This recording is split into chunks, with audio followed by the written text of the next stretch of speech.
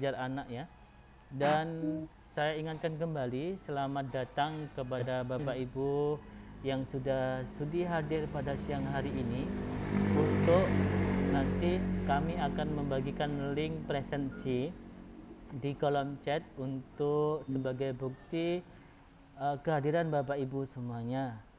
Dan apabila nanti ada pertanyaan, silakan tulis di kolom chat atau langsung bertanya melalui video call atau video di sini. Lanjut saja, saya serahkan kepada Bapak Muslim Abdul Razak sebagai moderator pada webinar siang hari ini. Silakan Bapak Muslim Abdul Razak, waktu saya limpahkan kepada Anda. Terima kasih Pak Taufik. Selamat siang Bapak Ibu. Pada kesempatan siang hari ini kita akan melaksanakan Zoom atau webinar dengan topik pembahasan gaya belajar anak yang nanti dalam hal ini akan disampaikan oleh Ibu Linda Yuniar, guru dan founder The Session Education. Seperti apa gaya belajar anak kita yang ada di kelas? Nah, nanti secara detail akan disampaikan oleh Bu Linda yang pada kesempatan kali ini telah hadir di depan kita. Jangan lupa nanti pada pertengahan menyampaikan materi ini akan kami share link untuk mengisi absensi agar Bapak Ibu bisa kami ketahui pada saat ini telah hadir dalam acara ini. Baik, langsung saja waktu dan tempat saya persilakan kepada Bu Linda. Silakan.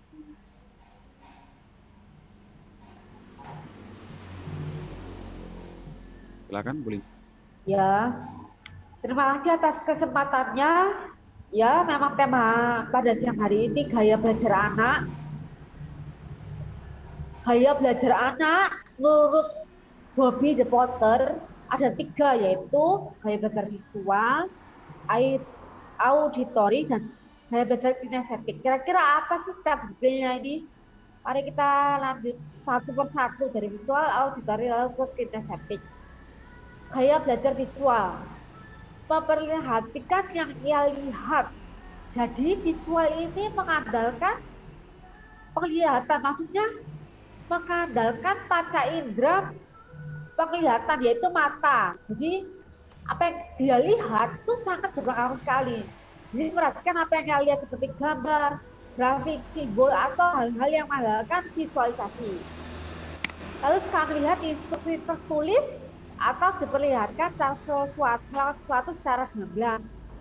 Jadi si guru itu tidak bisa hanya nulis ngomong atau nulis ngomong saja, itu tidak bisa tulis di papan misalnya perintahnya apa dia bisa mengerti. Nah, lalu karakteristik detailnya ketika secara umum. Yang pertama, dia mudah mengingat dari yang dilihat daripada yang didengar. Seperti yang saya katakan tadi, berkaitan yang kuat itu berkaitan dengan panca indera penglihatannya, yaitu mata.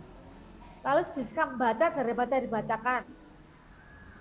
Yang ketiga, berbicara dengan tempo agak cepat. Lalu sulit untuk menerima instruksi secara verbal, kecuali ditulis seperti yang kata-kata tadi ya, yang ditulis di papan. Hanya ngomong saja. Lalu tidak mudah terdistraksi dengan keramaian. Tentu saja tidak mudah terdistraksi karena kan yang diandalkan kan penglihatannya itu matanya, pada indera matanya. Jadi kalau sekalipun di luar ruangan tidak terdistraksi karena bukan itu yang menjadi pengaruh. Keramaian itu tidak mengaruhi cara dia belajar gitu. Lalu sekarang menggambar apapun di kertas. Nah, bagaimana cara belajar yang tepat? gaya belajar visual ini, para anak yang mempunyai gaya belajar visual, yaitu belajar dari gambar maupun video yang menarik. Nah, di sini guru ditata kreativitasnya bagaimana mendesain di gambar maupun di video. Lalu membaca buku yang tidak hanya tulisan saja, tetapi juga memiliki ilustrasi. Kalau buku hanya tulisan saja, itu akan membosankan bagi anak-anak yang gaya belajarnya visual. Perlu ilustrasi, perlu gambar yang untuk menjelaskan apa yang dituliskan di buku itu.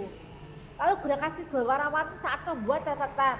Nah, misalnya satu warna dipakai untuk kode tertentu, misalnya arti, misalnya ada misalnya magnet, terus ada definisinya. Nah, magnetnya itu warna apa, definisinya itu warna apa, itu bisa dikasih warna yang berbeda. Lalu ya seperti itu. Jadi setiap warna ada kodenya masing-masing, entah itu definisi, entah itu rumus, entah itu jawaban, entah itu cara, apapun lah, pokoknya diberikan kode warna-warni karena yang berpengaruh kan visualnya. Lalu membuat mind mapping untuk memudahkan belajar. Mind mapping yaitu kata pikiran. Itu tadi visual. Sekarang kita ke auditory. Auditory yaitu mendengar penjelasan tentang apa yang mereka pelajari dan akan lakukan. Mendengar berarti panca indera yang berpengaruh pada anak-anak gaya belajar auditory ini adalah pendengaran, yaitu telinga. Paling senang mengkomunikasikan ide mereka secara lisan, ngomong, karena berkaitan dengan indera pendengaran maka juga perlu ngomong juga. Maka dari itu perlu dibuat diskusi kelompok saat untuk anak-anak yang belajar auditory ini. Lalu berbicara pada diri sendiri ketika sedang belajar. Ketika sedang belajar itu tidak bisa berdiam diri hanya diamalkan kata-katanya, enggak, tapi diucapkan dan supaya dirinya sendiri itu bisa mendengar apa yang dibaca gitu, sehingga bisa lebih mudah mengingat apa yang dipelajari. Itu ciri-ciri umumnya. Sekarang karakteristik detailnya. Lebih mudah mengingat sesuatu daripada apa yang didengar, daripada lihat. Senang mendengarkan, mudah terdistraksi dengan keramaian. Nah, karena ini berkaitan dengan indera pendengaran, maka ketika ramai sedikit saja pasti akan pecah konsentrasinya anak gaya belajar auditory ini. Makanya perlu suasana yang tenang. Lalu kesulitan dalam tugas atau pekerjaan yang melibatkan visual. Agak susah bagi auditory ini mengerti atau mengingat gambar, grafik, simbol, dan lain-lain sebagainya. Lalu pada memerlukan nada ataupun irama suara. Lalu senang membaca dan mengeluarkan suara atau menggerakkan bibir mereka. Ya, tadi seperti yang saya katakan, membaca, mengeluarkan suara untuk bisa didengar oleh telinganya sendiri. Lalu yang terakhir biasanya merupakan pembicara yang pasif, tentu saja, karena kan ini kan kelompok berbicara kan pasti berhubungan dengan mendengarkan juga. Jadi anak-anak yang bergaya belajar auditori itu seorang pembicara yang pasti, yang hebat, keren gitu. Lalu bagaimana cara belajarnya? Nah, ini dengarkan musik yang disukai. Jadi untuk menciptakan situasi kondusif, si anak bergaya belajar auditori ini bisa dengan cara mendengarkan musik yang disukai. Lalu bisa merekam saat guru ngajar, kemudian hari didengarkan kembali. Jadi bisa merekam gurunya kalau berkenan. Lalu apabila baca buku bisa diucapkan dengan suara pelan untuk lebih mudah mengingat. Dibaca hingga telinganya mendengar sehingga lebih mudah mengingat dan mengerti. Lalu mendengarkan materi dari guru saat di kelas dengan seksama. Jadi si guru ngomong apa gitu diberikan seksama sehingga bisa mengerti dengan lebih baik. Baik, Linda. Ya. Jangan lupa kita batasi presentasinya sampai jam 2:30 ya nanti ya. Setelah itu kita lanjut sesi tanya jawab. Baik, oke Pak, saya ada waktu tinggal dikit kok. Tinggal kita tinggal begini. Belajar dengan diskusi bersama teman supaya lebih mudah memahami maupun ingat materi.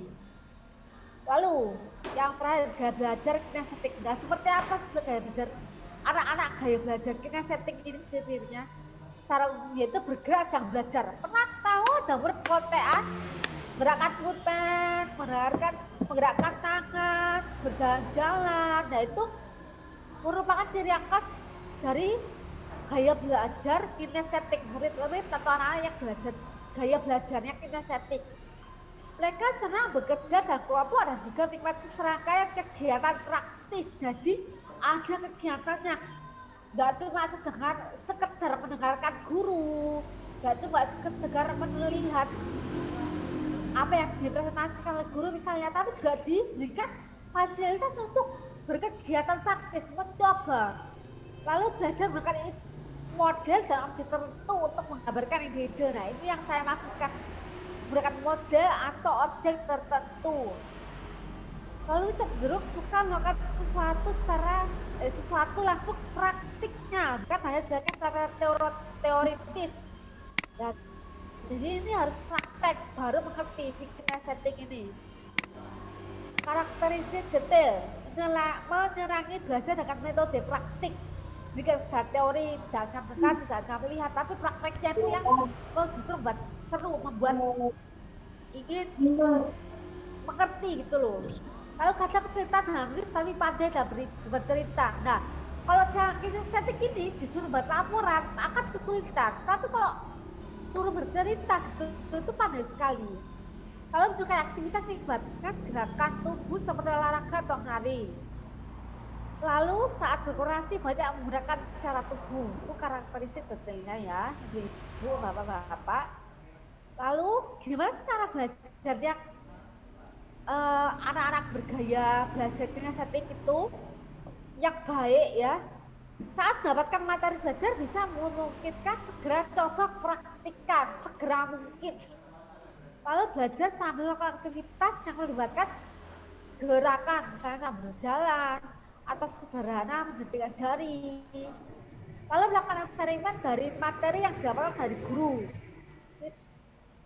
Ya, lalu yang selanjutnya bisa mengunjungi tempat dan berhubungan materi di pelajaran. Misalnya untuk pelajaran sejarah bisa mengunjungi museum. Tapi kalau ini pandemi, untuk lebih amannya, ya anak-anak diajak ke virtual tour saja, ke museum kah, kemana kah, ke sekolah lain atau ke perpustakaan misalnya. Jadi bisa gantikan dengan itu. Lalu mengikuti ke ekstrakurikuler seperti KIR, kelompok ilmiah remaja. Sayang sekali di pandemi ini tidak bisa dilaksanakan karena ekstrakurikuler kan tidak diselenggarakan saat pandemi ini. Terima kasih sudah mendengarkan, semoga mengerti, semoga ya penjelasan saya bermanfaat. Terima kasih Bu Linda atas paparannya. Apa yang disampaikan tadi sangat detail dan insya Allah ini para Bapak Ibu guru yang sudah hadir pada kesempatan hari ini bisa memahaminya. Tapi tentu tidak akan lengkap ketika sesi tanya jawab tidak kita maksimalkan. Jadi saya harapkan pada peserta webinar yang telah hadir di sini, alhamdulillah sudah hadir Bu Imro'atul Mufidah. Selamat datang Bu Imro'atul Mufidah. Baik, karena masih ada waktu yang cukup untuk bisa kita pakai di tanya jawab, saya langsung saja menawarkan barangkali dari peserta webinar pada kesempatan kali ini ada yang ingin menyampaikan pertanyaannya, bisa disampaikan melalui chat atau langsung ya disampaikan ke Bu Linda. Silakan, barangkali Imro'atul Mufidah atau Pak Taufik saya tawarkan.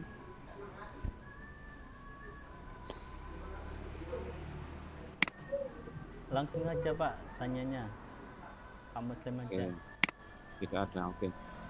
Baik, karena dari peserta tidak ada yang menanyakan tentang topik yang sudah disampaikan, saya akan coba bertanya kepada Bu Linda. Ini Bu Linda, dan saya juga memiliki pengalaman yang cukup lama ya, di kelas, barangkali ada tips atau langkah-langkah yang simple, Bu Linda, untuk mengidentifikasi para siswa kita. Kira-kira siswa ini tergolong siswa yang model belajarnya yang mana dari 3 tadi. Jadi cara yang paling mudah untuk mengidentifikasi anak-anak terkait dengan belajarnya, barangkali bisa dijelaskan dulu. Secara umum, kalau secara umum ya anak-anak bisa kita amati bagaimana cara belajarnya. Tapi itu kalau sedikit yang murid, tapi kalau kelas kan banyak. Ada suatu tes bagi anak-anak untuk mengetahui apakah siarannya auditori, visualisasi atau kinestetika belajar sendiri, Pak. Dari mana ya, saya lupa. Ada websitenya juga kok.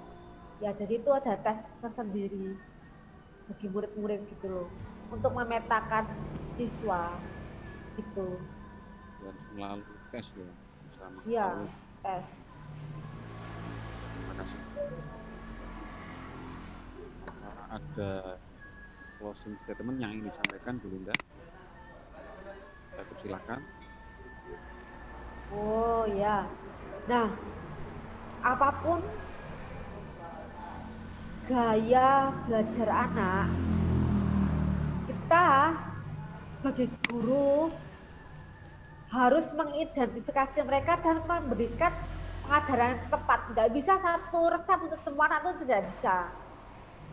Jadi saya sarankan sebelum pengajaran baru atau semester baru diadakan itu, maksudnya pada awal semester baru atau pengajaran baru, anak-anak diberikan tes apakah ini itu gaya belajar kinestetik, visual atau auditori. Jadi ada tes yang tersendiri untuk bisa mengetahui si anak itu yang mana sih, kayak gitu loh, gaya belajarnya. Nah, sehingga kita bisa mengajar lebih efektif, kayak gitu. Itu closing statement dari saya. Terima kasih. Nah, ini cukup menarik apa yang disampaikan oleh Bu Linda. Akan menjadi maksimal ketika lembaga pendidikan itu dan pemetaan terkait siswa yang masuk dalam model siswa yang belajarnya apa. Jadi yang lain itu akan nanti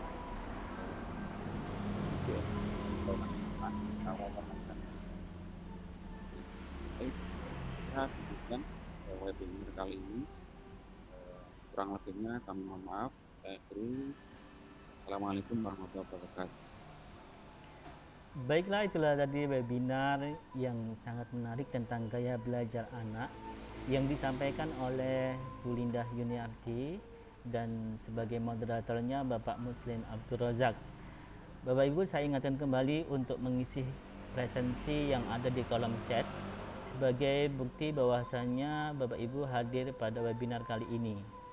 Untuk itu, di sini semoga kita mendapatkan ilmu yang bermanfaat dari webinar tersebut dan bisa diterapkan pada peserta didik kita dari mulai masuk ajaran baru dan penerimaan siswa baru untuk memetakan bagaimana gaya belajar anak untuk semester depannya, atau low, medium, atau high.